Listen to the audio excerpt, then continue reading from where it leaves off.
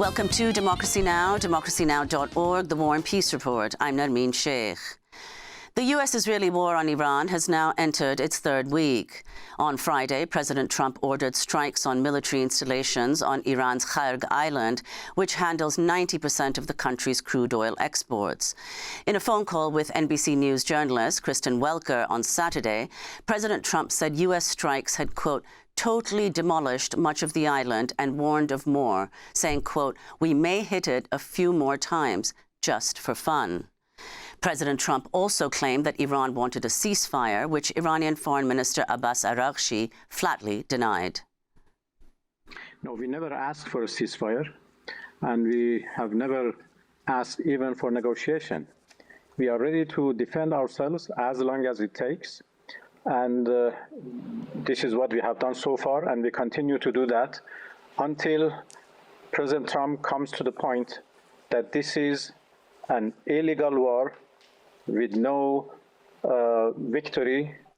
Reuters reports that President Trump has ignored attempts by allies in the Middle East to start negotiations aimed at ending the Iran war. Over the weekend, U.S. and Israeli forces continued to bombard Iran, hitting cities such as Tehran, Hamadan and Isfahan. Iranian media says that a U.S.-Israeli strike killed 15 people at a factory in Isfahan. Iran's Cultural Heritage and Tourism Ministry said Saturday that at least 56 museums and historic sites have been damaged. At least 1,348 civilians in Iran have been killed since the start of the war, according to Iran's UN ambassador. Meanwhile, Iran's police chief says that the country has arrested 500 people accused of sharing information with enemies. This is Mohammad Tahiri, whose home was damaged in a U.S.-Israeli strike. It's a terrible incident, very bitter. Many people have been killed and so many have lost their homes and lives. However, because of that heroic spirit that has arisen among all the people of Iran, it is now bearable. That is, that sense of resistance within us has grown, strengthened, and matured. For that reason, we're trying to get through these days, and God willing, we will rebuild everything better from the start, just as we are rebuilding our country and moving closer to our ideals. Iran continued to launch retaliatory strikes at Israel as Iranian rumors spread that Israeli Prime Minister Benjamin Netanyahu was killed in an Iranian strike. In response, Netanyahu posted a video of himself getting coffee and chatting with an aide in Jerusalem on Sunday. Over the weekend, Iran launched multiple ballistic missiles at Israel carrying cluster bombs, injuring at least 8 people across the country. In Iraq, 6 U.S. service members were killed when their military refueling plane crashed while taking part in Iran war operations last week. Overall, 12 U.S. service members have been killed since the Iran war began on February 28th. Another service member died of a medical issue. This comes as the U.S. State Department issued a warning telling U.S. citizens to leave Iraq immediately. Meanwhile, Italy's military said on Sunday there had been a drone attack on the Ali al-Salem airbase in Kuwait, hosting Italian and U.S. forces. This comes as Iran continues to attack infrastructure in the United Arab Emirates, urging people to evacuate 3 major ports. Iranian state media claimed, without evidence, that U.S. forces are located in the civilian ports of Jebel Ali, Khalifa, and Fujairah in the UAE. Authorities in the UAE say a drone attack sparked a fire near Dubai airport, while another drone attack has also been reported at Fujairah's industrial area. Meanwhile, Iran's Revolutionary Guard Corps has warned major U.S. corporations in the region to evacuate. President Trump is calling for a coalition of countries to send warships to secure the Strait of Hormuz, which is responsible for 20% of the world's oil supply. Japan and Australia said they were not planning on sending naval vessels to escort ships through the strait. This comes as Brent crude oil is trading near $105 a barrel today. According to AAA, the average price for a gallon of gas in the U.S. has hit $3.70, up from $3.45 a week ago and $2.93 a month ago. Meanwhile, U.S. Energy Secretary Chris Wright said on Sunday that there were, quote, no guarantees that oil prices would fall soon. Newt Gingrich, the former Republican House Speaker, urged the U.S. to conduct, quote, a dozen thermonuclear detonations to reopen the Strait of Hormuz. Israel says its troops have begun ground operations in southern Lebanon. This comes as the World Health Organization says it has verified that 12 doctors, paramedics, and nurses were killed in an Israeli strike on a healthcare center in southern Lebanon on Friday. According to the Lebanese Health Ministry, Israeli attacks have killed at least 850 people, including 107 children. Nearly 1 million people have been forced to flee their homes, according to the UN. This is Furhat Othman, who fled southern Lebanon to Saida, just south of Beirut. I swear, I came from the south, from the district of Tyre. The situation is just as you can see. Sometimes the tent gets blown away by the wind, sometimes there is rain, sometimes water. The blankets are soaked with water. As they say, even the rugs are full of water. Everything is wet, as you can see. We have a cold from the wind, and we are waiting for God's mercy. FCC Chair Brenton Carr is threatening to revoke broadcasters' licenses over their coverage of the U.S.-Israeli war on Iran. Carr shared a Truth Social post by President Trump in which he criticized U.S. media coverage of the Iran war, writing on X, quote, "Broadcasters that are running hoaxes and news distortions, also known as the fake news, have a chance now to correct course before their license renewals come up. The law is clear. Broadcasters must operate in the public interest, and they will lose their licenses if they do not." Democratic Senator Chris Murphy of Connecticut blasted Carr, saying, quote, "This is the federal government telling news stations to provide favorable coverage of the war or their licenses will be pulled. A truly extraordinary moment. We aren't on the verge of a totalitarian takeover. We are in the middle of it." Israel continues to violate the U.S.-brokered so-called ceasefire in Gaza, killing 12 people, including 2 children and a pregnant woman, on Sunday. Since the ceasefire deal last October, Israeli forces have killed more than 650 Palestinians, according to Gaza health officials.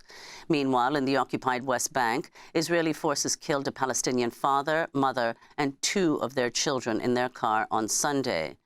37-year-old Ali Khalid Bani Odeh and his wife Wad and 2 of their children, Mohammed and Othman, were each shot in the head in the village of Tamun.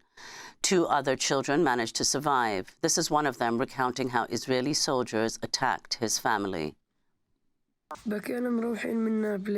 were leaving Nablus from Al Nublasi restaurant. All of a sudden, we came under direct fire. We didn't know the source. Everyone in the car was martyred, except for my brother Mustafa and me. A soldier came and pulled me out of the car. They started beating me. They pulled out my brother Mustafa. They tried to beat him, but I stood in front of them. They pushed me to the ground and started beating me on the back with their boots. The Israeli soldiers started to say, "We killed dogs."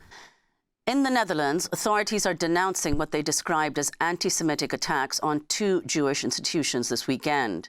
The mayor of Amsterdam said an overnight blast Saturday damaged the outside of a Jewish school in a, quote, targeted attack against the Jewish community. The day before, 4 teenagers were taken into police custody, accused of starting a fire at a synagogue in Rotterdam. No one has been arrested for the attack in Amsterdam. In Venezuela, the Trump administration has reopened the U.S. embassy in the capital Caracas for the first time since 2019. The U.S. flag was raised over the embassy Saturday as Trump has touted the resumption of diplomatic relations with Venezuela after a deadly U.S. military strike led to the abduction of Venezuelan President Nicolás Maduro and his wife Celia Flores in early January. Venezuela's interim government, led by Delcy Rodriguez, has agreed to several of Trump's demands, including granting the U.S. access to Venezuela's vast oil reserves and other natural resources. In Cuba, protesters reportedly torched a local Communist Party office in the city of Moron as people express a growing frustration over food shortages and massive blackouts across the island. A U.S. oil blockade has cut off Cuba from accessing desperately needed fuel as the Trump administration intensifies pressure to topple the Cuban government. Cuban President Miguel Diaz-Canel said Friday he had held talks with U.S. officials, stating Cuba had not received oil shipments in at least 3 months. The island had already been devastated by decades of U.S. sanctions. Advocates are demanding an investigation after the mysterious death of a Haitian asylum seeker who was found unresponsive at a Pittsburgh, Pennsylvania bus shelter days after being released from jail and placed under ICE supervision. The Haitian Bridge Alliance says 31-year-old Daffy Michel had reportedly been jailed for months and was released after a judge dismissed misdemeanor charges against her. Michel was processed into ICE's so-called Alternatives to Detention program and fitted with an electronic ankle monitor shortly before her death, according to the Haitian Bridge Alliance. Ahead of her time in jail, Michel had reportedly been experiencing mental health episodes. This comes as an Afghan asylum seeker died in ICE custody this weekend, less than 24 hours after being detained in Texas. According to the veteran-led advocacy group, Afghan EVAC, Mohammad Nazir Patkiwal worked alongside U.S. Special Forces in Afghanistan during the U.S. invasion. He was reportedly arrested Friday outside his home as he got ready to drop off his children at school. Patkiwal lived with his wife and 6 children in Dallas. He's at least the 12th immigrant to die in ICE custody since the beginning of the year. In Texas, a federal jury on Friday convicted 8 anti-ICE protesters on terrorism charges in a closely watched trial that raised fears over the Trump administration's intensifying crackdown on activists and First Amendment rights. This marked the first time terrorism charges were successfully brought against activists by the Justice Department as federal prosecutors accused the protesters of being members of Antifa. The trial focused on a reported shooting that happened during a protest outside the Prairieland ICE jail in Alvarado last year. The coalition DFW support committee said, quote, "This is a sham trial built on political persecution and ideological attacks coming from the top." In more related news, an immigration judge on Friday ordered the release of Palestinian activist Licha Kordia, who's been detained by ICE for over a year. This was Kordia's 3rd bond hearing, with Trump officials repeatedly refusing to release her from custody. To see our coverage of her case, go to democracynow.org. And the Academy Awards were held in Los Angeles Sunday, where Sinners made history, with Autumn Durald Arcapon becoming the first woman to win in the Best Cinematography category. Michael B. Jordan took home the Oscar for Best Actor for his portrayal of twin brothers Smoke and Stack, while the film's director, Ryan Coogler, won for Best Original Screenplay. Mr. Nobody Against Putin won for Best Documentary Feature. Meanwhile, actor and presenter Javier Bardem called for a free Palestine on stage. No to war and free Palestine. The Palestinian actor Motaz Malhis, who had a starring role in the Oscar-nominated foreign film The Voice of Hind Rajab, was unable to attend the ceremony after his U.S. visa was denied. He said on Instagram, quote, "I am not allowed to enter the United States because of my Palestinian citizenship." To see our coverage of many of these films, please go to our website. We'll have more on the Academy Awards later in the broadcast. And those are some of the headlines. This is Democracy Now!, democracynow.org, The War and Peace Report. I'm Nermeen Sheikh in New York. And I'm Amy Goodman in Los Angeles, where I attended the Oscars last night. I had a chance recently to speak with the winners of the Documentary Feature Award, Mr. Nobody Against Putin, and we'll play that later. Thanks for watching Democracy Now! On YouTube. Subscribe to the channel and turn on notifications to make sure you never miss a video.